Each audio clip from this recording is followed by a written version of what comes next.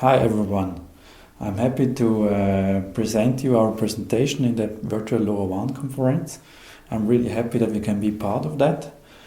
First of all, I would like to introduce our company, that you have an idea who we are and what we are doing. And then I will give you an example of what we have realized over the last years.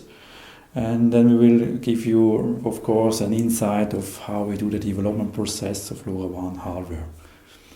First of all, our company was founded over 30 years ago. Our main focus is in developing custom-specific hardware and firmware. 5 years ago, we had strongly focused on IoT solutions, especially on radio products and the development of LoRaWAN products for sure. What we have realized in the last year, so our main strength is always in realizing custom-specific solutions, because we think a custom-specific solution give you a really big advantage in your product, that you can make the best out of your application. Let's go through several examples we have done over the last years. One is we did several GPS tracking devices, and that is what we are giving an insight to you later on, how we realize that and what's important to looking if you do custom-specific hardware design. Next, we did a lot of devices all around energy monitoring. We did a special device you can plug on the infrared interface of power meters, and it gives you easy access to that. It detects what type of meter you have and then transmit the values to the LoRaWAN network. That's a pretty clever and smart solution for existing power meters. We do a lot of, in the construction side, we do a lot with wood construction. And the problem there is if you become water inside the wood loses its construction strength.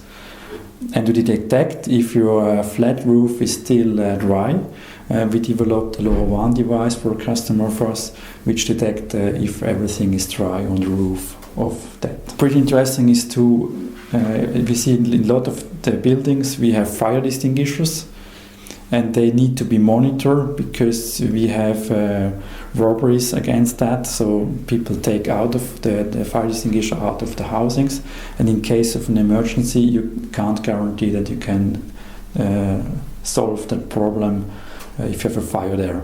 And for that, we developed a clever device. You can plug into the fire extinguisher. We detect if somebody is removing the fire extinguisher from the wall, or if you plug out the release and use it really. And if one of these two things happen, you become a notification on the back-end side that you can react on that. Another big trouble is for fire hydrants. We have a lot of water get out from our farmers here. So they always take out watering for the fields. And to detect if somebody's removing the seal of the fire hydrant and watering the fields without paying for that, we have a clever general cap developed for the company Havle, which detects if somebody's opened the fire hydrant. We like to give you now an insight of our development process. First of all, it's always your idea. So you have a certain idea of a device, of an application. You have a new business idea, whatever. We can prove that. After that, we develop with you a concept that we can think of requirements for, let's say, certifications, special needs of the housing and stuff like that. We can really good support you because you have your knowledge of the application and we have the knowledge of the technical point of view and how we can solve that. After that phase, it comes to the most important phase, is the definition phase. So what do you really need? How long needs to be the battery lifetime? How many message do you really have to send? You have to think about that and give you an idea of the size of the device, because it comes from your requirements. Then it becomes the battery size, and of course that gives you the size of the end device itself. And for that, it's always a compromise of being the right size or as small as possible and the right battery lifetime, for example. When we have this definition finished, we start into the development process. So then we really make schematic, layout, house construction, and then at the end we do some prototype development, which we test and write the firmware for your application. When we have done that, the next phase is very important too. We have to think about industrialization phase. Sure, we start at the beginning to think about how we can produce the products, because it's really important if you have a big mass production, so how you design your product that is possible to easily manufacture it at the end.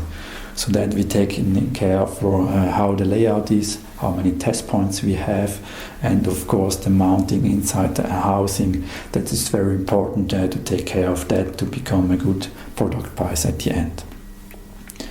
And when we have finished the industrialization phase, which we build test facilities for series production, we made all certifications you need for sure, and we have all finished of that. Then at the end you have your product, and we can guarantee that we can produce that product for years like it is. Because that's another big issue we see with standard products.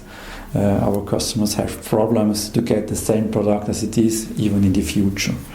Maybe the manufacturer changed firmware and you have trouble in the integration, so you see in the field maybe it stopped working because you have a new firmware version there, and all the problems you don't have if you have your own design. And that is why we really recommend take the risk that you have become really your own solution, because then you have all in your hand. So we decided to pick that design to show you how the development process for LoRaWAN devices work in detail.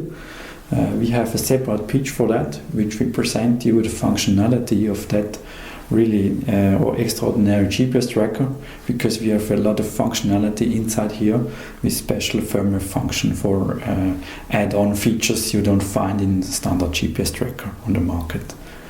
So what skills do you need for such a development process? As here you can see on that device, we even did a mechanical design for a custom-specific housing. You need knowledge about the manufacturing process, because that you can make a design, electronic design, mechanical design, which is optimized for series production. You need really good knowledge how your production facility work, how you can do the test during mass production. You need skills and think about logistic process, installation process on the customer side, because we see on many standard devices you lose a lot of time in configuring the devices for your application. And even if you scale up and roll out, let's say 1,000, 3,000, 10,000 devices, be really careful about that amount of time you need there for the installation process. So it's really extraordinarily important that you think about the whole life of that. And even in the field, so let's say if the battery lifetime becomes only to 1 year, you think about the time you need to replace 10,000 times the battery for your devices. So it's really, it costs you really a lot of money to do that. And for that, it's maybe more important for you to spend more cost in a bigger battery to reach that. Great, so let's hand over the word to our CTO, Gian Ravelli.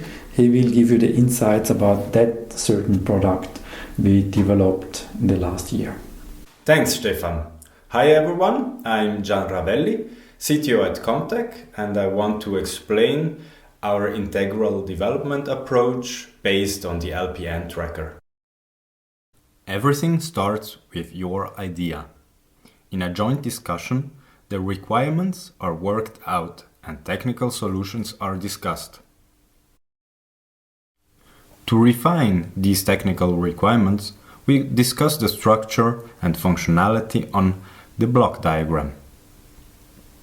This is followed by the evaluation of components, such as batteries, antennas, and so on. Only the right combination of a multitude of components allows a product to be trimmed for low power and best radio performance. The development of a customer-specific housing has many advantages. All requirements can be considered without any compromise. Product costs are reduced and the design is unique. First sketches serve you to quickly have a feeling for the design and form language.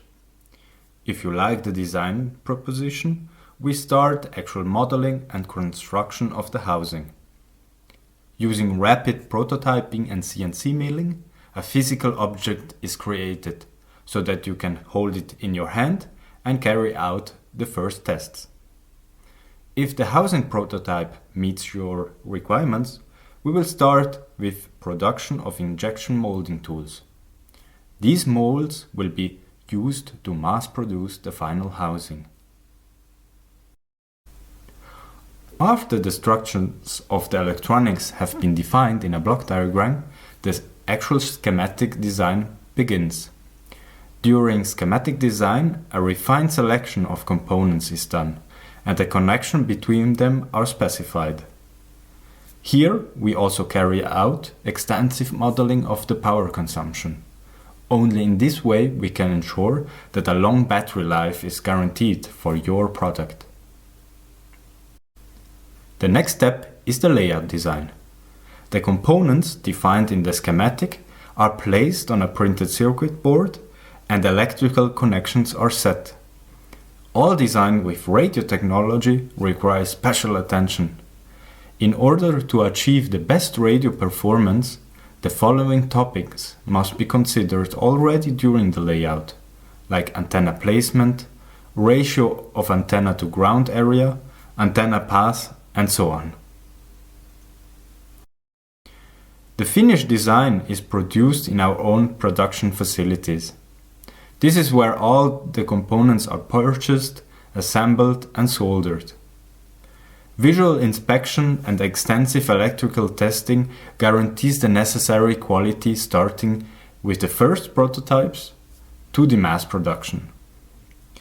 Thus, after a short time, we have a first prototype on our work desk. With these prototypes, we can finish the firmware development. During firmware development, your requirements are translated in firmware code. Only a sophisticated and optimized firmware architecture ensures that a device has the lowest possible power consumption. Prototypes are tested extensively here at comtac. A series of tests are performed: hardware test, climatic test, water tightness and drop test, EMC pre-measurements, firmware function test, and of course, radio test. To achieve good radio performance, we adjust the antenna and test the transmit and the receive power in detail. Only in this way we can ensure that a product has the necessary quality for your application and is conform with the actual radio frequency standards. The finished device is handed over to you for your application testing.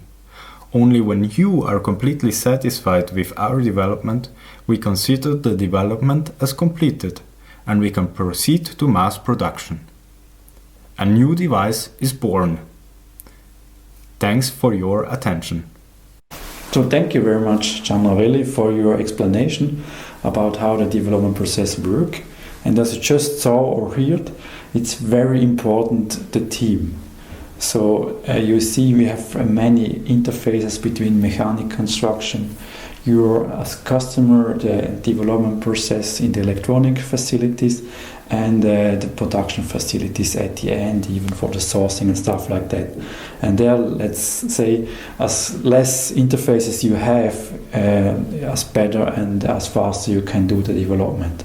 And for that, we are in a company group, so we have producers at our side and we work with selected construction site. We really know exactly the interfaces there, and that makes it very important for us.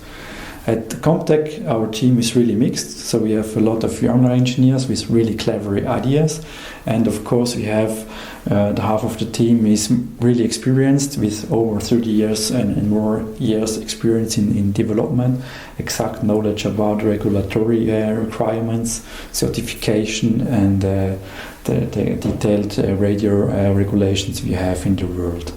So thank you very much for your time and for seeing our pitch here. If you have any questions, or even if you're interested in working with us together, we would be very happy. So just drop us an email or call us. We are really ready for you. Thank you very much for your time.